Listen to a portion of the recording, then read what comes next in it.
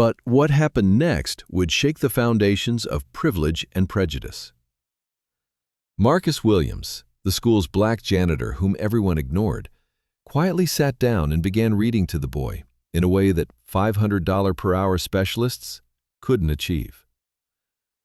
That day, a father would learn the most expensive lesson of his life: that wisdom doesn't come with a price tag.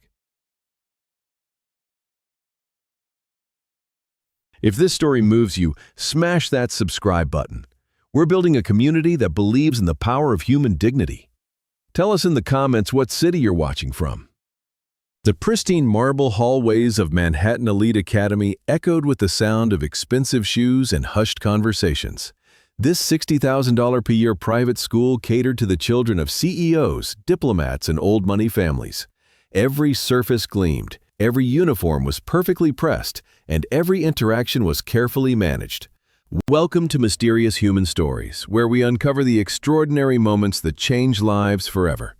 Before we dive into this incredible tale of unexpected wisdom and transformation, make sure you've hit that subscribe button and ring that notification bell. We love hearing from our amazing community. Tell us what city you're watching from in the comments. 8-year-old Michael Harrison sat in the corner of the school's marble lobby, rocking back and forth, covering his ears as tears streamed down his face. The normal sounds of the school, children talking, footsteps, the distant hum of air conditioning, had become overwhelming. Another sensory overload episode. David Harrison, founder and CEO of Harrison Tech with a net worth of $2.8 billion, stood helplessly nearby. His perfectly tailored suit and commanding presence, which controlled boardrooms and shaped stock markets, were useless here. "Michael, we need to go," David said tensely, aware of the stares from other parents picking up their children. "The car is waiting."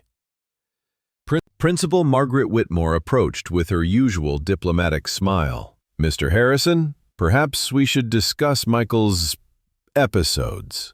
We have several recommendations for specialized facilities that might be better equipped." "He's not going anywhere." David's voice carried the authority of someone accustomed to being obeyed. "This is the best school in the city. Find a solution." That's when Marcus Williams appeared. At 52, Marcus had been the head custodian at Manhattan Elite Academy for 8 years. To most people, he was invisible. Just another black man in work clothes, pushing a cart through hallways where tuition costs more than most people's annual salaries. But Marcus saw everything. He watched as Michael's episodes became more frequent. He noticed how the other children avoided him, how teachers whispered about the Harrison boy's problems, and how his father's money couldn't buy the one thing Michael needed most: understanding. Without permission, without acknowledgement from the adults, Marcus set down his cleaning supplies and sat on the marble floor next to Michael. "Hey there, young man," he said softly. "That's a lot of noise, isn't it?" David started forward. "Excuse me, this is a private matter." But something stopped him. Michael, who had been unreachable for 20 minutes, slowly lowered his hands from his ears. Marcus reached into his work shirt pocket and pulled out a worn paperback book. "You know what helps me when the world gets too loud? Stories. They're like quiet rooms for your mind." Marcus, he opened the book, Where the Wild Things Are, and began reading in a low, rhythmic voice. Not the performative way the school's $200 per hour reading specialist did it, but like he was sharing a secret. Michael's rocking gradually slowed. Principal Whitmore stepped forward. "Mr. Williams, please return to your duties. Mr. Harrison has this situation under control." "No, he doesn't," Marcus said quietly, never taking his eyes off Michael. "But that's okay. Sometimes the best help comes from the most unexpected places." As Marcus continued reading, something magical happened. Michael's breathing regulated. His hands relaxed. For the first time in weeks, he made eye contact with another person. "How?" David whispered. Marcus closed the book gently. "My grandson has autism, Mr. Harrison. I've learned a thing or two about creating quiet spaces in loud worlds." The revelation hit David like a physical blow. This man, whom he'd walked past countless times without acknowledgement, understood his son better than teams of Ivy League specialists. "I want to hire you," David said abruptly. Marcus smiled sadly. "Mr. Harrison, you can't buy understanding. It's earned through time, patience, and genuine care." "Then, teach me." "Dad?" Michael spoke for the first time that day, looking directly at his father. "Can Marcus read to me again tomorrow?" The next morning, David Harrison did something unprecedented in his billionaire lifestyle. He arrived at the school early and found Marcus in the janitor's break room, reading the newspaper before his shift. "Mr. Williams, I meant what I said yesterday. I want to hire you as Michael's private tutor." Marcus looked up calmly. "And I meant what I said too. You can't buy what your son needs." "Then what does he need?" That's a total searing. Never run legend they not in his woman singing me such a when you key there just be conquered with so you're like sure I'm seeing blow you ain't you're thinking you would something here's a quad thing model chill more but something well I'm type her though yes soon here start to read them look at them and I'm the with her and wing with every yeah thanks to this see her but up in it can turn dolls up hurries are like there's no enough buzz comes that machine been so relative comes on this there's 7 with the pulse now super what's the issue the temple I go because then hush with I think not just interesting anyway it's not in there it'll be rich and that everybody heaven and they're on issue okay that's all the others not a rich bunch of them though thanks for ridiculous there I ask as we don't see cat look yeah does they'll name in match mammer of them in purple children and wizard thanks no lemon wasn't children already saw any murph those but then is the one in a wood your wagging pie you've been a little late come open once see the forget people are smart just don't regard what stars some pop see one whole site impatient she'll get it she's dim you might even like you may pull like things because of that near off if I could meet if you make this does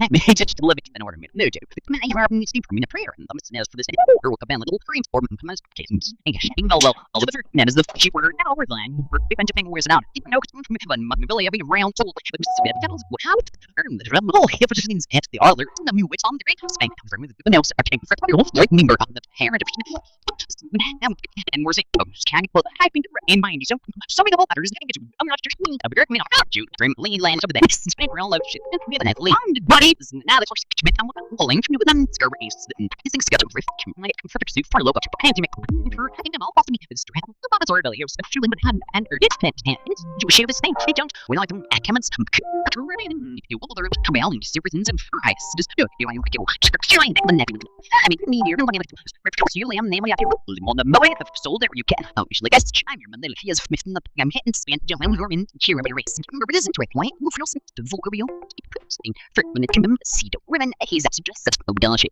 when would you remember you made her miss it and I tried when as a tweet when aquarium oh deep so selling there I don't still really angles enough to call the pipe the matches work and all trees and we got swing big none what's in that minute I think I'm told and me so I like to token mostly and me the if a boy bread I will work out sold them every day I'm like and out doing it just tell you Liz Americans call this American for is that will have our no yet or you home sure I don't know real hot over bar I've looked at this ramp yeah never even fun keep time I'm telling really albums and that's okay you're gay and was a murder was with all the ninjas room thanks for the wiki now the them things are 100% to be funny women so see yes they weren't some there no yeah sorry lazy outs no and all right I'm telling that I'm did I feel resolve fit where we are and I'm finished and middle again for so much but that won't ever very shelf attention up Ripin I mean is I'm not trying to look at her circular paramaki I put skills around the 15 hairs in the I'm an instant layer turn sir wait I mean to work when it's harm I shall have my I'll do the spit amount of the blood that's we I've been certain sit get area I'm still isn't that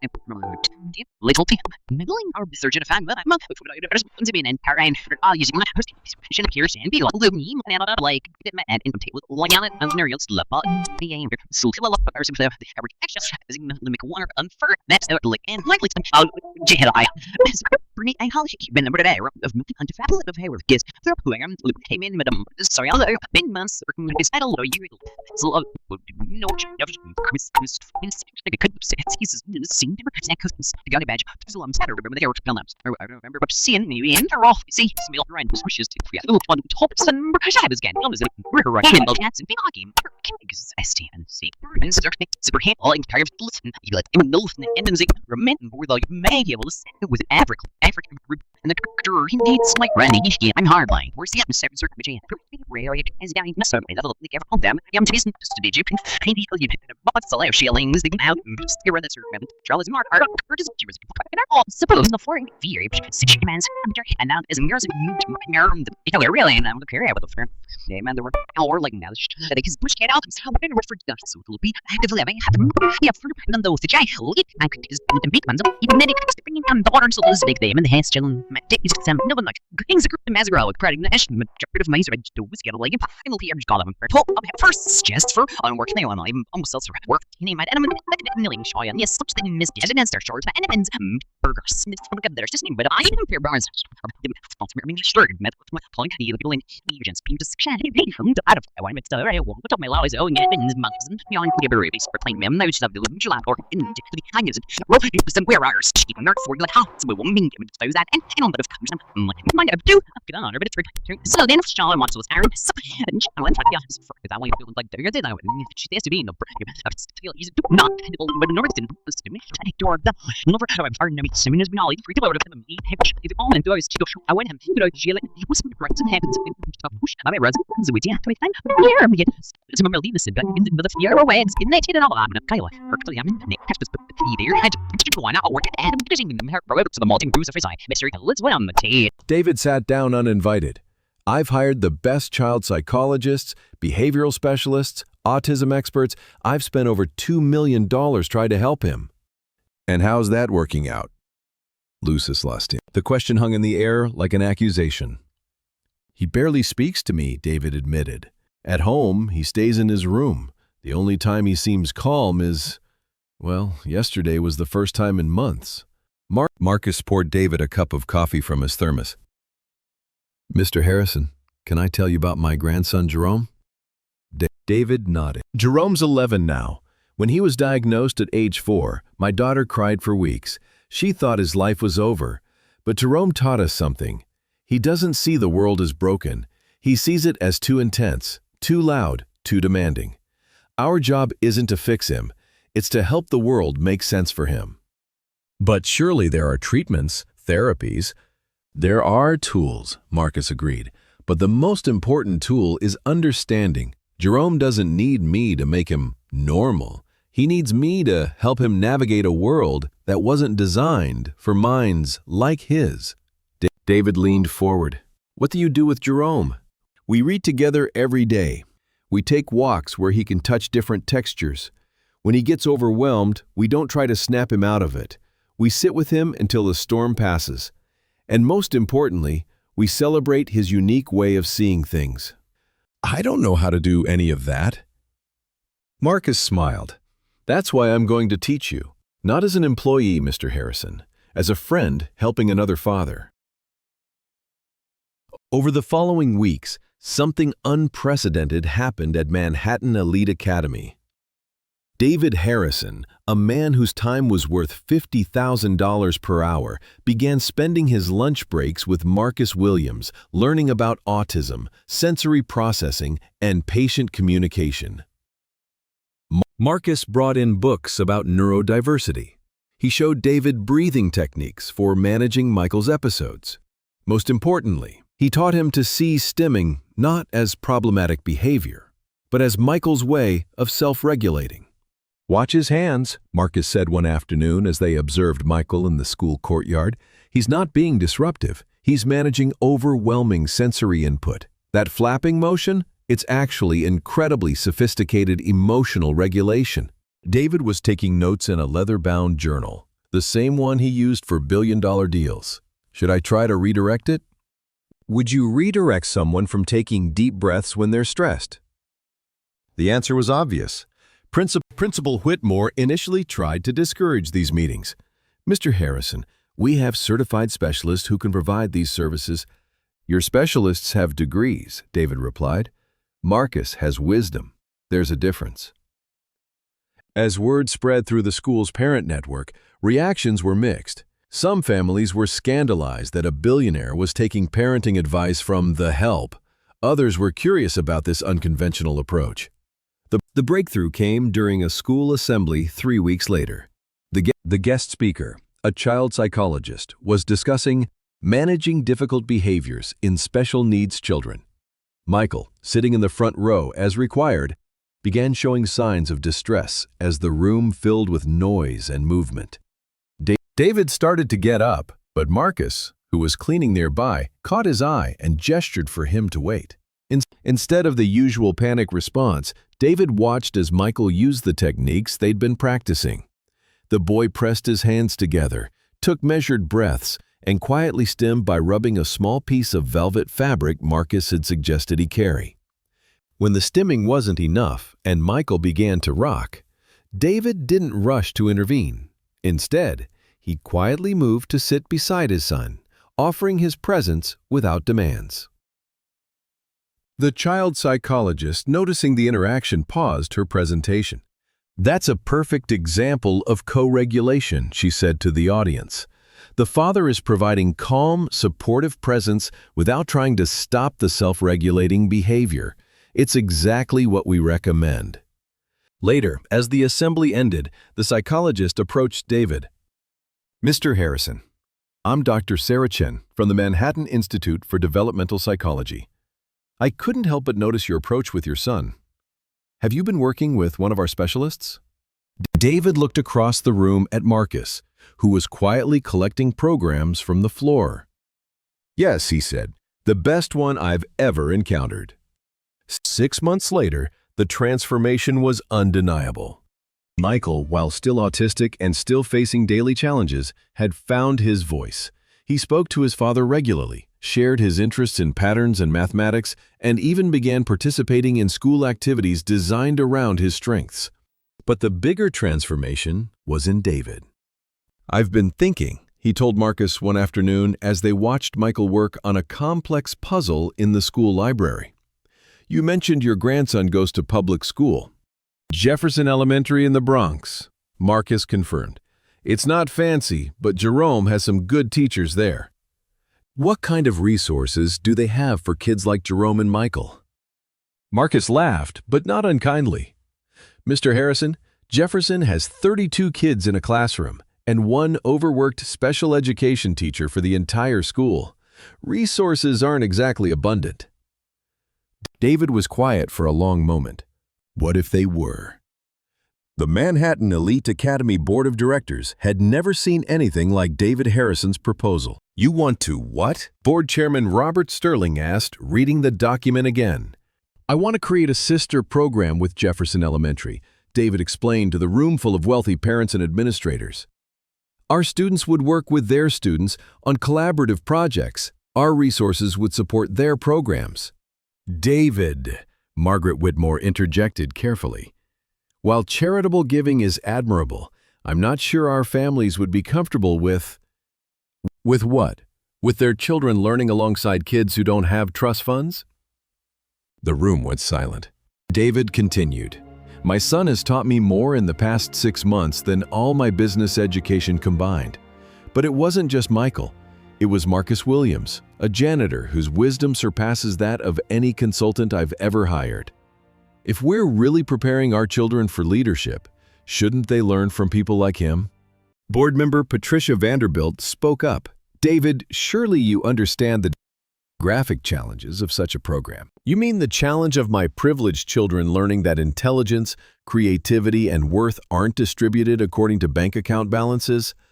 Dr. Chen, who had been observing Michael's progress, supported David's proposal. Actually, research shows that neurodiverse children benefit enormously from diverse peer interactions, and typically developing children gain empathy and problem-solving skills from these relationships. The vote was close, 7-5 in favor. The first Bridge Day between Manhattan Elite Academy and Jefferson Elementary was scheduled for a crisp October morning. Marcus had been asked to help coordinate, given his unique position in both worlds.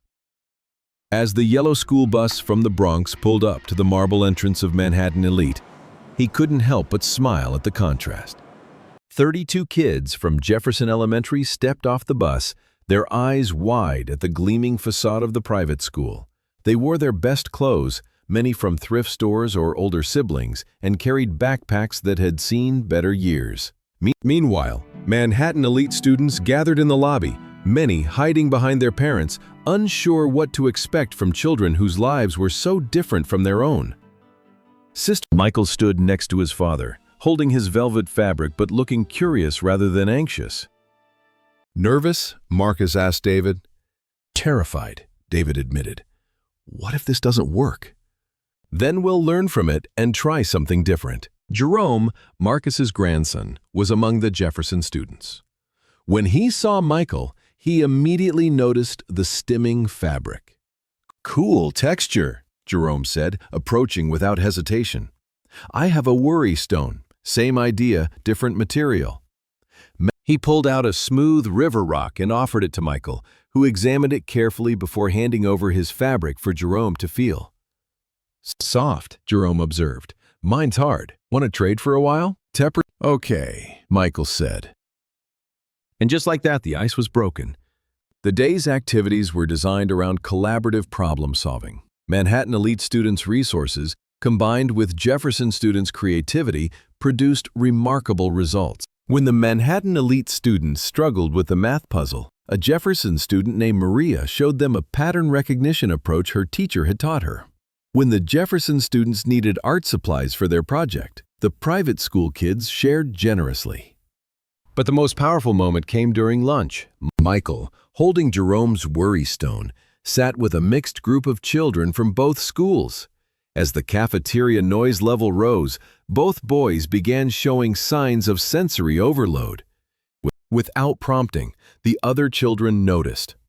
A Manhattan elite student named Sophie suggested they move to a quieter corner. A Jefferson student named Carlos offered his headphones. Together, the group created a calm space where both Michael and Jerome could regulate. David, watching from across the room, felt tears in his eyes. "They're not seeing autistic kids," he said to Marcus. "They're just seeing kids who need something different." "That's the point," Marcus replied. "When you see the person first, everything else becomes manageable."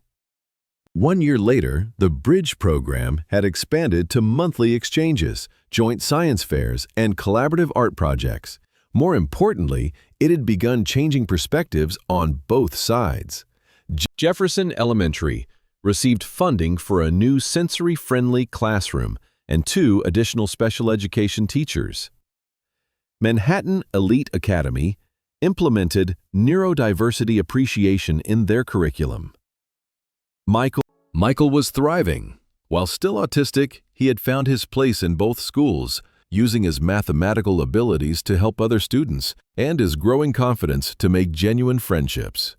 Jerome visited Manhattan Elite regularly, where his unique perspective on problem-solving made him a favorite among both students and teachers. But perhaps the most significant change was in Marcus's life. David had been true to his word about not trying to hire Marcus. But he had done something better. He had convinced Manhattan Elite Academy to create a new position, Director of Student Life and Family Support, and asked Marcus to fill it. "It's not charity," David explained when Marcus hesitated.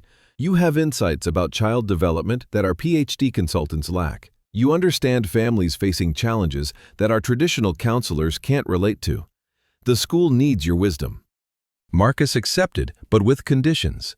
His office would be accessible to all families, regardless of their ability to pay additional fees.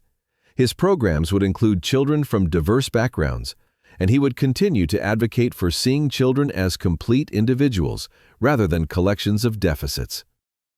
At the 1-year celebration of the Bridge program, Marcus stood before an audience that included billionaires, working-class parents, children with various abilities, and educators from both schools. A year ago, he began, a man with unlimited resources learned that the help his son needed couldn't be purchased. Today, we celebrate not just academic achievement, but human connection across lines that usually divide us. He gestured to Michael and Jerome, who were sitting together in the front row, trading their respective calming objects as they had done countless times. "These children have taught us that diversity isn't a problem to be solved. It's a strength to be celebrated. When we stop trying to make everyone the same and start appreciating what everyone brings, magic happens." David, sitting in the audience, reflected on how much his life had changed. His relationship with Michael was stronger than ever. His company had implemented neurodiversity hiring initiatives, and his friendship with Marcus had taught him that wisdom often comes disguised as ordinary human kindness. As the celebration ended and families mingled, a reporter approached David. "Mr. Harrison, how has this experience changed your perspective on education and social responsibility?" David looked across the room at his son, who was confidently explaining a math concept to a group of mixed-age children. Then at Marcus, who was quietly facilitating conversations between parents who might never have met otherwise. "I used to think success meant having enough money to solve any problem," David replied. "Now I understand that the most important problems can't be solved with money. They're resolved through human connection, mutual respect, and the courage to learn from people we might otherwise overlook." He paused, watching Michael laugh at something Jerome had whispered. "My son taught me that being different isn't a deficit. Marcus taught me that wisdom doesn't require credentials. And both taught me that the most valuable lessons in life can't be purchased. They must be lived, shared, and passed on."